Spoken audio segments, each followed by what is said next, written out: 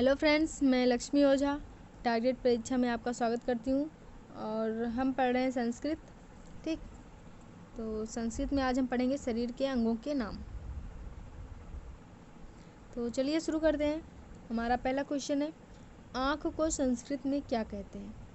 आँख को संस्कृत में क्या कहते हैं? तो आँख को हम नेत्रम भी कहते हैं, ठीक, लोचन भी कहते हैं और चक्षु भी कहते हैं और नयन भी कहते हैं। क्या कहते हैं? नयन। तो ये चारों कहते हैं। तो यहाँ पे हमारा सही हो जाएगा ऑप्शन नंबर डी, उपर्युक्त सभी। अगला क्वेश्चन है हमारा, कंधा को संस्कृत में क्या कहते हैं? तो कंधा को हम कहते हैं अश्कंध भी कहते हैं और अंश भी कहते हैं। ठीक, क्या कहते हैं? अंश। तो यहाँ पे ऑप्शन नंबर सी हमारा सही हो जाएगा, उपर्युक्त दोनों। अस्कंध मतलब भी कंधा होता है और अंश मतलब भी क्या होता है? कंधा होता है। तो ये चीज़ आप याद रखिएगा। आगे चलते हैं हम लोग। कह रहा है, कफोड़ी या कर्पूर को हिंदी में क्या कहेंगे? ठीक, कफोड़ी या कर्पूर को हिंदी में हम क्या कहेंगे? तो हम उसको कहते हैं, यहाँ पे हमारा सही जाएगा ऑप्शन नंबर ए, कोहनी। क्या कहेंगे? कोहनी कहते हैं। ठीक, और जो कफोड़ी है ये हमारा स्त्रीलिंग में है, और जो कर्पूर है ये कुरपरा है। हम कर्पूर पढ़ रहे थे इतनी देर से, और ये हमारा कुरपरा है, और कुरपरा जो है ये हमारा पुल्लिंग में है। ठीक, तो कर्पूर नहीं है, कुरपरा है।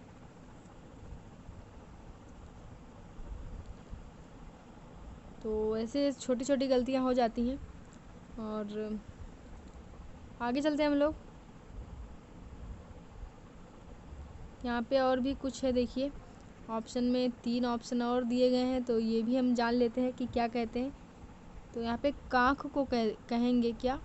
काख को कहते हैं कछांतरम। ठीक, क्या कहते हैं?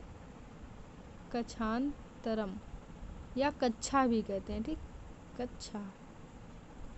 और बाहुमूलम भी कहते हैं, बाहुमूलम, यानी कि जहाँ से भुजा जो है हमारी, बाहु मतलब जो भुजा है हाथ की, वो जहाँ से शुरुआत हुई है, यानी कि उसका जो मूल है, उसे क्या कहेंगे? काख। और यहाँ पे कुबड़ दिया हुआ है, तो कुबड़ को हम क्या कहते हैं? कुब्जा, कुब्जा। और ठीक, आगे चलते हैं हम लोग।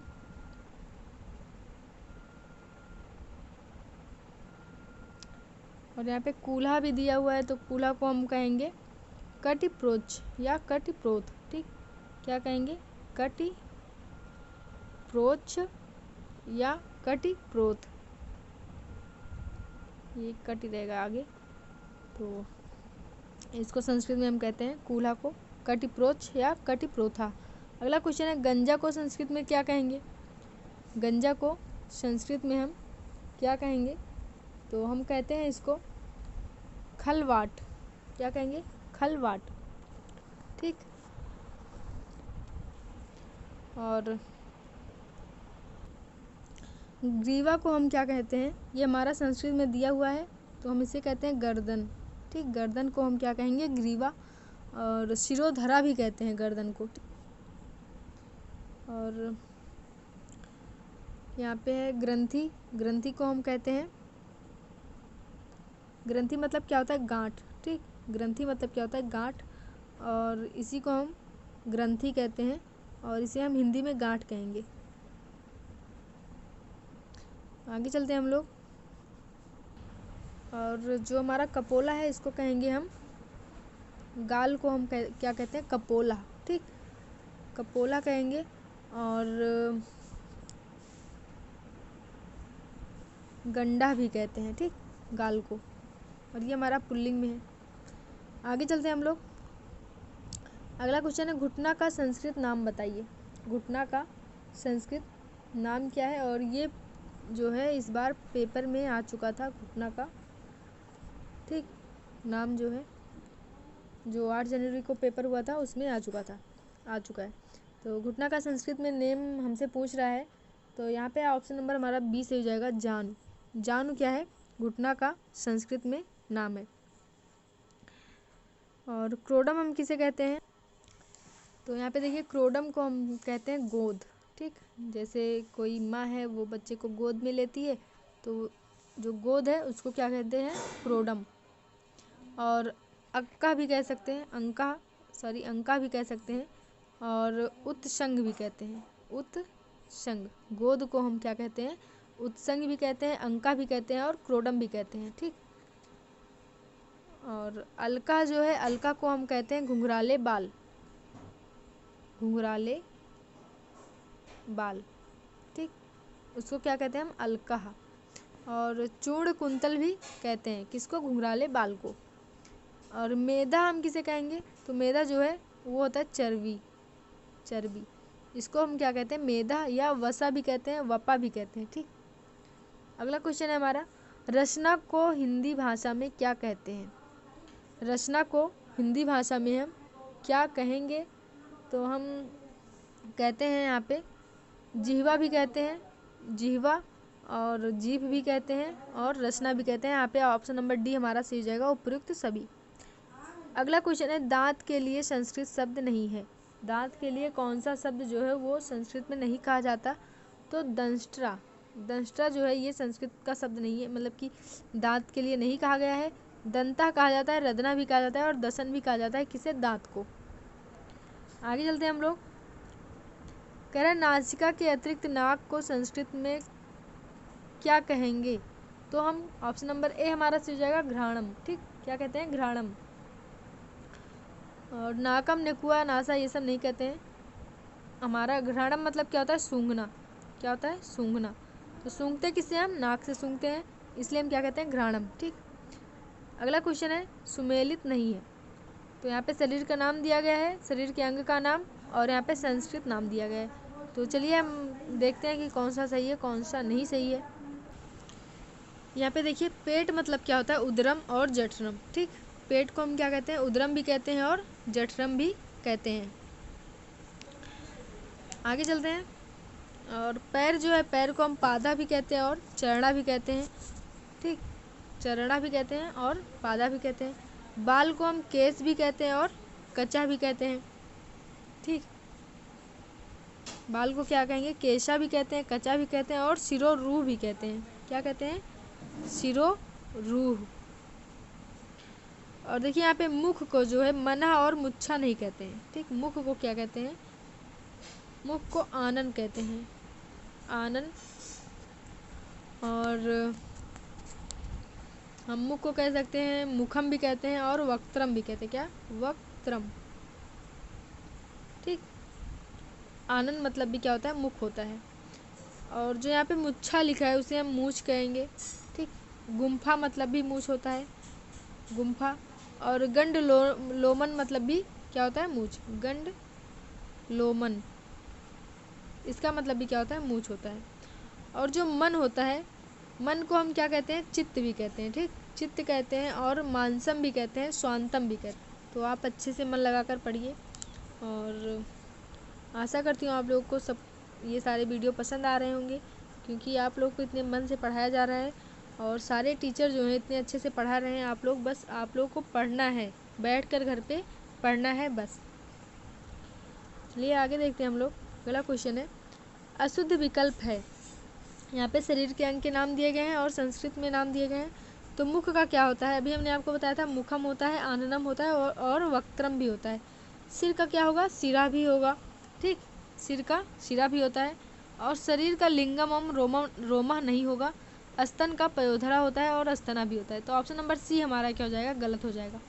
ठीक, यहाँ पे ऑप्शन नंबर सी हमारा क्या है? गलत है। शरीर का हमारा, शरीर को हम कहते हैं काया। ठीक, क्या कहते हैं? काया, देह भी बोलते हैं, और शरीर भी बोलते हैं, और गात्रम भी बोलते हैं। ठीक, क्या कहते हैं? गात्रम। और स्तन को कहते हैं पयोधरा, स्तना। और जो इसका अग्र भाग होता है उसको हम क्या कहते हैं? कुचाग्रम, कुचाग्रम। और चूचुकम भी कहते हैं। ठीक, तो ये भी आप लोगों को याद में रखना है कि स्तन के अग्रभाग को क्या कहते हैं?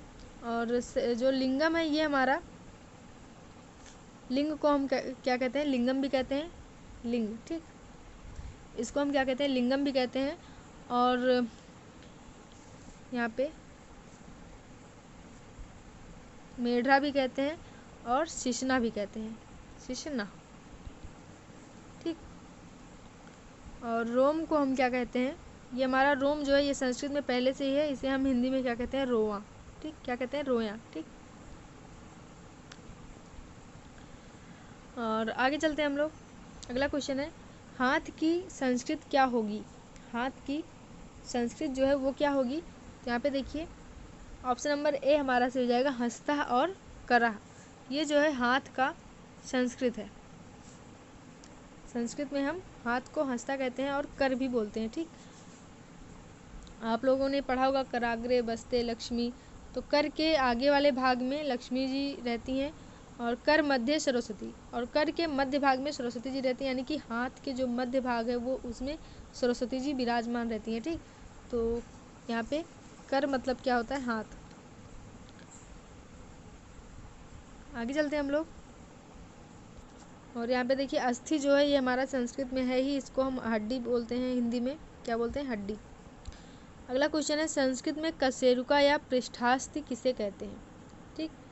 तो यहाँ पे हमारा सही हो जाएगा ऑप्शन नंबर ए, रीढ़ को हम कशेरुका कहते हैं और पृष्ठास्थि कहते हैं। और रोया भी आपने पढ़ा, रोया को हम क्या कहते हैं, तो इसको हम कहते हैं रोम, क्या कहते हैं, रोम, ठीक। और लार को हम क्या कहेंगे, तो यहाँ पे हमारा हो जाएगा, लार को हम कहते हैं लाला, ये लाला जो है स्त्रीलिंग में है, एक सेकेंड,